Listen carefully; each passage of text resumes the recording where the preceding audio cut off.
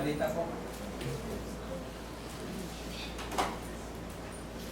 Hindi po nakarating si brother na home dahil yung kanyang tatay po ay critical.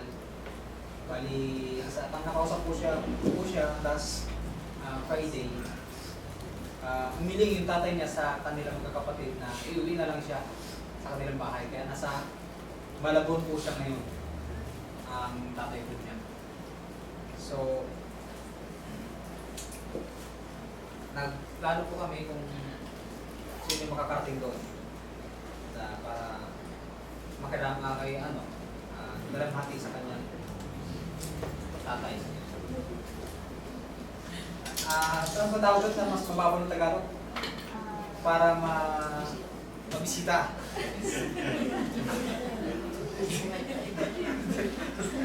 Kung dalamhati, parang ang malalim na po ng Tagalog eh. Kasi ang lungkot po pagka ganong sitwasyon dahil hindi mo alam kung saan kakakapit. Yun yung tinatawag na pag dumating yung kaya sa buhay. Iba po kasi kapag nandun yung ibang kapatid na pumunta o minsan ay napupuntahan mo para mas gumagaan yung pakiramdam ng kapatid. So bilang kapatid sa pananampalataya ay hindi naman natin po pwedeng pababayaan ng gano'n-gano'n na lang. Si Brother Nao po ay isa sa nagtuturo po rito. So, may balita po kayo? Kung wala na po ay lumako po tayo sa ating huling meeting.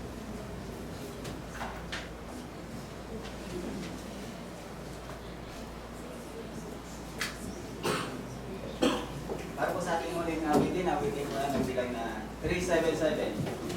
Tapos po yung instant ay tumayo. Tingnan ko lang si Brother Bob para sa yung panahon.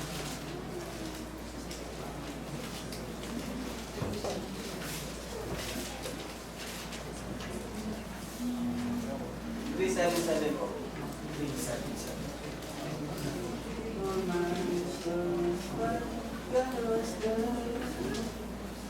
Beautiful room, so ready? Sing. Beautiful rose, so white, beautiful land of light, beautiful home, so bright, where there shall come no night.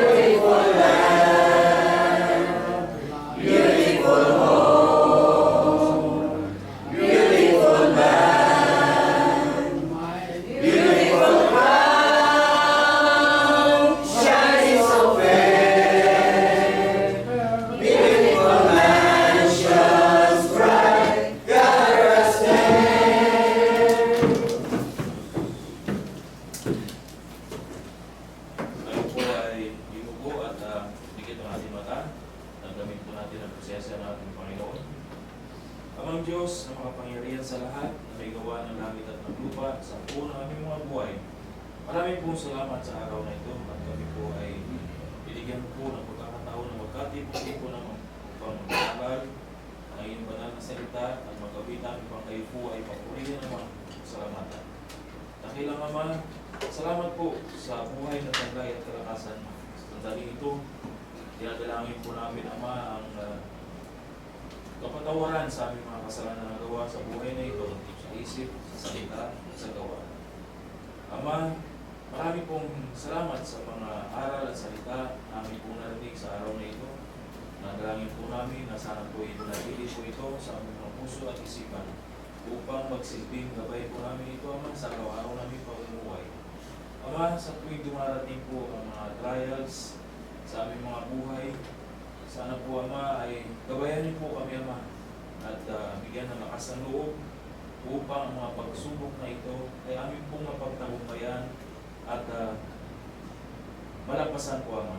Ama, sa araw nito, mga kapatid po namin na hindi po namin nakapiling sa pananabahan o ano man po ang kanilang makadahilanan, kung sila man po ay nasa banig ng karamdaman, Ama, ipuin niyo po na inyong pagpalang kamay ang kanilang katawang lupa upang manumbalik ang kanilang lakas at kalusugan, Ama.